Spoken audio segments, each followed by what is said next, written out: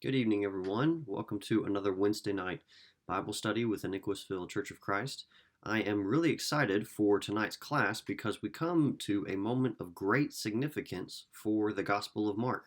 And that means we also come to a moment of great significance for our understanding of Jesus and what it means to be faithful disciples who follow him in our daily lives. So, our passage for tonight is also just a crucial turning point for the Gospel of Mark. You can basically cut Mark almost perfectly in half, and each half of the Gospel has its own points of emphasis. And right in the middle of Mark is our passage for tonight. This passage is a hinge point for Mark's narrative presentation of who Jesus is. So, we had two classes prior to this one asking the question, who is Jesus?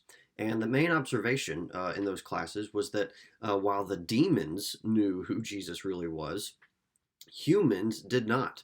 Not Jesus' hometown, not the crowds, not even the disciples. There's a lot of confusion about who Jesus is.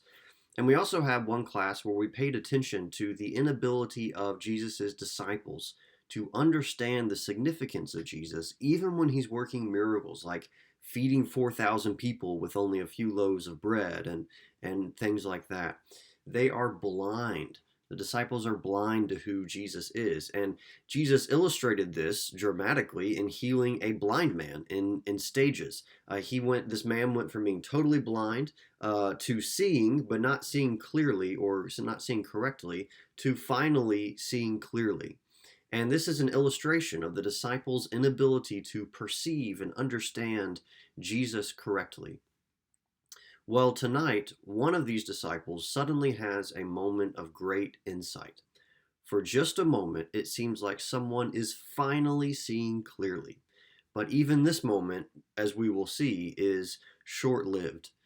And then, along with this great moment of insight for a character in Mark, we as readers, we get another clear, strong reminder of who Jesus is. And this is the strongest reminder since his baptism that we read in Mark chapter 1. And this reminder is important for Mark because the gospel is about to tell us that even though Jesus is the Messiah, he is the Son of God. This is something that Mark told us in chapter 1 and verse 1. Even though those things are true, he is not the type of Messiah anyone expected. The idea that the Messiah dies on a cross and resurrects from the dead, this is so common to us that we don't need any reminders that Jesus is the Messiah when we think about him dying on the cross. Of course, he's the Messiah, we tend to think. In our minds, he wouldn't be the Messiah if he didn't go to the cross and die there on the cross. But this was not anywhere near so obvious for readers of Mark in the first century, and it definitely was not all that obvious for people following Jesus around in Galilee. So these reminders are really important in the Gospel of Mark. So let's read this great moment of insight from one of Jesus's disciples. This is chapter 8, verses 27 through 30. It says, "And Jesus went on with his disciples to the villages of Caesarea Philippi. And on the way he asked his disciples, 'Who do people say that I am?' And they told him, 'John the Baptist. Others say Elijah, and others one of the prophets.' And he asked them, 'But who do you say that I am?' Peter answered him, 'You are the Christ.' And he strictly charged them to tell no one about him." So Peter says plainly that Jesus is the Christ. This might not sound all that exciting to us if we're familiar with this story, and also if we already believe and know that Jesus is the Christ. But in Mark, this is a really important statement that Peter makes. Jesus has been called the Christ only once in Mark before Peter's confession, and that one time was in chapter 1, verse 1. And as we've seen, again, no one really knows who Jesus is. And in verse 27, we see Jesus ask the same question that we spent 2 weeks asking. We spent 2 weeks asking, who is Jesus? And he says, who do the people say that I am? And verse 28 confirms what we have already concluded when we asked that question and looked at how different people answered it. No one really knows, except the demons. But some people are speculating that he is John the Baptist, who has been actually put to death by this point. Some speculate that he is the prophet Elijah or one of the other prophets. But here we get a straight, correct answer from someone other than a demon. we get a straight, correct answer from Peter. He says, Jesus is the Christ. Finally, someone sees Jesus for who he truly is. Peter is not blind to this truth. And it's worth remembering that the word Christ is the Greek term for anointed one or Messiah. So saying that Jesus is the Christ is the same as saying that he is the Jewish Messiah. This is Peter's famous confession. And notice the location of this confession, Caesarea Philippi. Now, that might not mean all that much to us, but it would have meant a lot to the disciples and anyone reading Mark who knew something about this place. Caesarea Philippi was a major center for what is called the imperial cult. Not cult in the sense that we think of it today, but the imperial cult was the worship of the Roman emperor.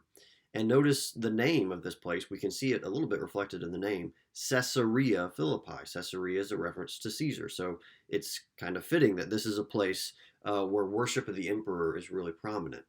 So here, in a place that is a center for the worship of the Roman emperor, Jesus is declared the Jewish Messiah. He is the one with the true power, not the emperor.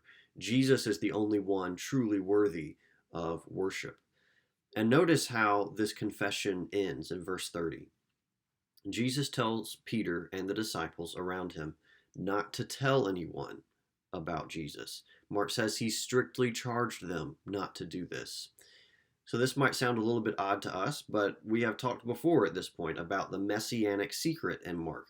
Jesus is intentionally keeping some things about himself quiet. He doesn't always want these things publicized, and we saw that in relation to his miracles. He doesn't always want his miracles publicized either. There will come a time when his identity will be openly revealed, but that time is not now. For now, only a few know the truth, and that, for now, is the way that it should be. So I said at the beginning that this moment of clarity that Peter has is really short-lived. And the next passage tells us why. This is verses 31 through 33. Let's read this together. And he began to teach them, Jesus began to teach them, that the Son of Man must suffer many things and be rejected by the elders and the chief priests and the scribes and be killed, and after 3 days rise again. And he said this plainly. And Peter took him aside and began to rebuke him. But turning and seeing his disciples, he rebuked Peter and said, "Get behind me, Satan, for you are not setting your mind on the things of God, but on the things of man." So Peter goes from correctly identifying Jesus as the Christ to being sharply rebuked by Jesus. Jesus connects Peter to Satan and says that Peter is setting his mind on the things of man rather than the things of God. So this is not a gentle correction by Jesus. This is a strong, stinging rebuke. And Jesus rebukes Peter this way because Peter had first tried to rebuke Jesus. He tried to rebuke Jesus because suddenly Jesus began teaching something new and disturbing. Jesus had begun to teach that he, the Son of Man, was going to suffer, he was going to be rejected by the leaders of the Jews, he was going to be killed, and then after 3 days he would rise again. Again, this is all common knowledge to us today, but this is simply not what any Jew expected the Messiah to do. There were a number of different expectations for the Messiah in Jesus' time, and it's also true that there were some people who weren't even looking for a Jewish Messiah, so there was some diversity here. But the idea of the Messiah being rejected by the leaders of his own people and killed, this was not something that was on the radar for the Jews. So what Jesus is saying here seems to contradict Peter's confession from a few moments ago. In Peter's eyes, it seems to contradict what Peter just admitted to be true. So now Peter is trying to silence Jesus. And Jesus says that attempts to hinder his mission as the Messiah are the work of Satan. These attempts are the work of the ultimate adversary. And it reveals that Peter's mind is not focused on what God is focused on. God is focused on the mission of the Messiah, but Peter is actually opposing that mission. Peter is seeing things from an earthly rather than a heavenly perspective. And then right after this rebuke, Jesus calls the crowd to join his disciples to hear what he has to say next. This is in verses 34 through 38. And calling the crowd to him with his disciples, he said to them, "If anyone would come after me, let him deny himself and take up his cross and follow me. For whoever would save his life will lose it, but whoever loses his life for my sake and the gospel's will save it. For what does it profit a man to gain the whole world and forfeit his soul? For what can a man give in return for his soul? For whoever is ashamed of me and of my words in this adulterous and sinful generation, of him will the Son of Man also be ashamed when he comes in the glory of his Father with the holy angels." So Jesus is not only going to suffer and die, he calls on anyone who wants to follow him to be willing to do the same. Following Jesus involves a willingness to leave everything else behind. This is the irony of following the Christ, following the Messiah. The Jews looked forward to the glory days of Israel being restored, and many thought that the Messiah would be involved in that. But the Messiah is saying that the glory days of Israel only come to those willing to first suffer and even die like their Messiah is going to die. And Jesus ends with the statement that some among them will live to see the kingdom of God come in power. Power comes to the kingdom of God at the beginning of the book of Acts, and ultimately the kingdom will come in its fullness when Jesus returns, but all this is getting beyond the Gospel of Mark. What Mark does give some who are hearing Jesus, and that some is a very select few, but what Mark does have Jesus giving some is a preview of the coming glory, and this is in the very next event in Mark. The next event in Mark, right after this confession and what Jesus is saying about what's going to happen to him, this next event is Jesus' famous transfiguration. Now, you might remember from our first class in Mark, I know it was a while ago, but this is one of the three moments in Mark where the veil of secrecy is torn back and Jesus is clearly seen. This is a revelatory moment. We've already had one of these moments at Jesus' baptism, but in Mark, the only one who is said to hear the voice from heaven is Jesus. Well, right here, about the halfway point of the book, we get another big revelatory moment, and this time Peter and James and John witness it. So let's read this big revelatory moment in Jesus' transfiguration. This is verses 2 through 8 of chapter 9. "And after 6 days, Jesus took with him Peter and James and John and led them up a high mountain by themselves, and he was transfigured before them. And his clothes became radiant, intensely white, as no one on earth could bleach them. And there appeared to them Elijah with Moses, and they were talking with Jesus. And Peter said to Jesus, 'Rabbi, it is good that we are here. Let us make 3 tents, one for you, and one for Moses, and one for Elijah.' For he did not know what to say, for they were terrified. And a cloud overshadowed them, and a voice came out of the cloud, 'This is my beloved Son, listen to him.' And suddenly, looking around, they no longer saw anyone with them, but Jesus only." So this is a powerful moment where the glory of heaven touches earth in a dramatic way. It's also a moment that calls back to similar powerful moments in Israel's past, mainly God's revelation to Moses on Mount Sinai in the book of Exodus. Jesus takes these apostles up on a high mountain, Mark tells us. Well, Moses likewise had to go up to Mount Sinai in Exodus. And then Elijah, who appears in this transfiguration moment, Elijah encountered God on a mountain also. So mountains are the place of revelation in the Bible. And it says in Mark that Jesus waited 6 days to go up on this mountain. This might have been intentional to mirror God's glory on Mount Sinai that was there for 6 days before Moses goes up to receive God's law. And we read that Jesus' garments here become intensely white. Well, Moses' face also shined brightly like the sun after being in the presence of God on Mount Sinai to receive his law for the Israelites. And then, of course, Elijah and Moses are there with Jesus on the mountain, and they are talking with him. This moment, this Mount of Transfiguration, this is probably one of the moments that we really wish we could have witnessed. There are a number of moments in the Bible where we read and we might wonder what it would have been like to have been there. But Mark tells us that Peter and James and John were terrified. This was not just a neat thing to see. This was full heavenly glory, and it completely overwhelmed them. And you may have caught the direct parallel in this moment between the heavenly voice at Jesus' baptism and the heavenly voice at the transfiguration. In both instances, God declares that Jesus is his son. And clearly, Jesus here is not the only one who hears this voice, because otherwise the command for Peter and James and John to listen to Jesus wouldn't make any sense. So clearly in this moment, other people are hearing this declaration from heaven, from God the Father, that this is Jesus' son, or this is the Father's son. Jesus is the Father's son.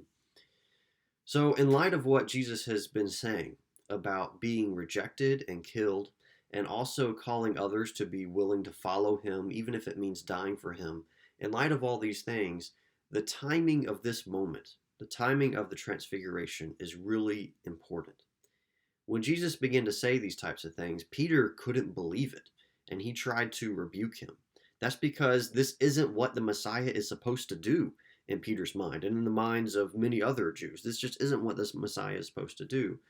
And right after identifying Jesus as the Messiah, in the eyes of Peter and others, Jesus suddenly just doesn't sound like the Messiah anymore. And to people reading Mark for the first time, he may not sound like the Messiah to them either. And then what's coming after this moment of transfiguration is Jesus's entry into Jerusalem and his arrest and his trial and crucifixion. These things are not very far off in the Gospel of Mark. So this affirmation in the transfiguration that Jesus truly is the Son of God, this is critical for Peter and James and John. And it's also critical for first century readers of the Gospel of Mark. Jesus has been saying things that don't really sound like the Jewish Messiah. And he's about to experience the very things that he's talking about. So right here is a well-placed, powerful reminder that he is truly the Son of God. And notice what happens after the transfiguration. This is what comes next in verses 9 through 13. We'll read 9 and 10 for now. And as they were coming down the mountain, he charged them to tell no one what they had seen, until the Son of Man had risen from the dead. So they kept the matter to themselves, questioning what this rising from the dead might mean. So on their way down from the mountain after the transfiguration, Jesus tells these apostles, Peter, James, and John, not to speak of what they saw there. They were not to speak of the transfiguration. Hopefully this doesn't sound all that strange to us by this point, because we have noted several times where Jesus commands silence where we might expect him to want publicity. And this, we even mentioned this earlier once already tonight. So this still isn't the right time for everyone to know who he is. That time will come later, but for now, only a select few have this insight into who Jesus is. So let's keep reading and read verses 11 through 13. And they asked him, "Why do the scribes say that first Elijah must come?" And he said to them, "Elijah does come first to restore all things. And how is it written of the Son of Man that he should suffer many things and be treated with contempt? But I tell you that Elijah has come, and they did to him whatever they pleased, as it is written of him." So the disciples are asking about this idea that is rooted in the scriptures, that Elijah, the prophet Elijah, must come before the restoration of Israel, before these glory days of Israel are restored. So Jesus affirms that this idea is correct. He says that Elijah must come, and Elijah has already come. And in other gospel accounts, Matthew and Luke, Jesus will make it explicit that this refers to John the Baptist. But in Mark, even though it's not explicitly stated, it's also very clear. Jesus says in verse 12 that he must suffer many things, and he says that when Elijah came, the people did whatever they pleased to him. They did whatever they pleased to Elijah. Well, we didn't spend time in this other passage, but in chapter 6, verses 14 through 29, we read the death of John the Baptist. So there's really only one option in Mark for who Elijah is. They did whatever they pleased with John, and that meant they killed him. And Jesus is saying that Elijah's suffering, John's suffering, sets the precedent. It sets the stage for Jesus' own suffering to come.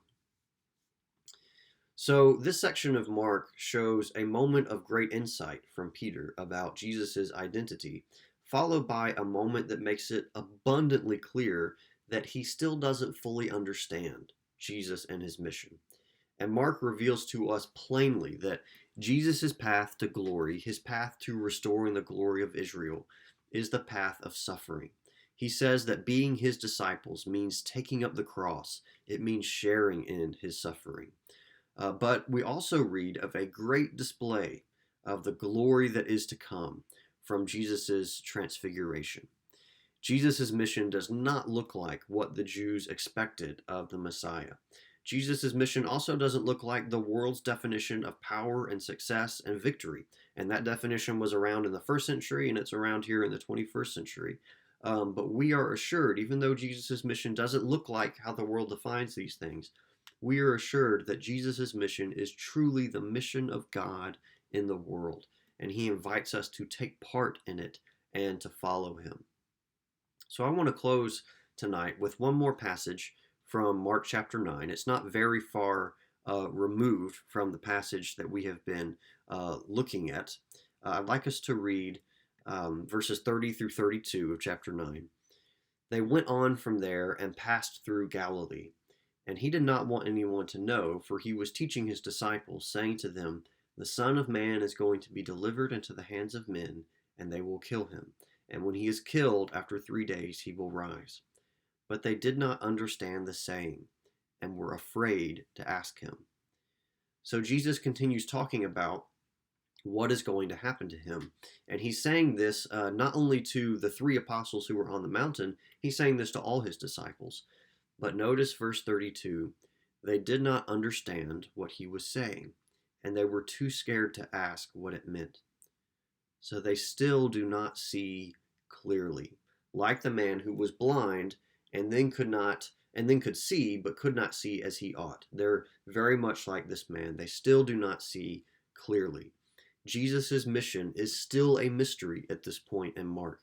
But as we move into the next stage of the book, starting next week, we'll see this mission play out, and we will see this mission ultimately be accomplished. So for next week, I have on the screen the passages I'd like for you to read. It's some selections from chapters 9 and 10. This is where we will be next week.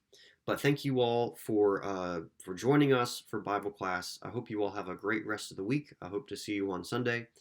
Take care. Thank you very much.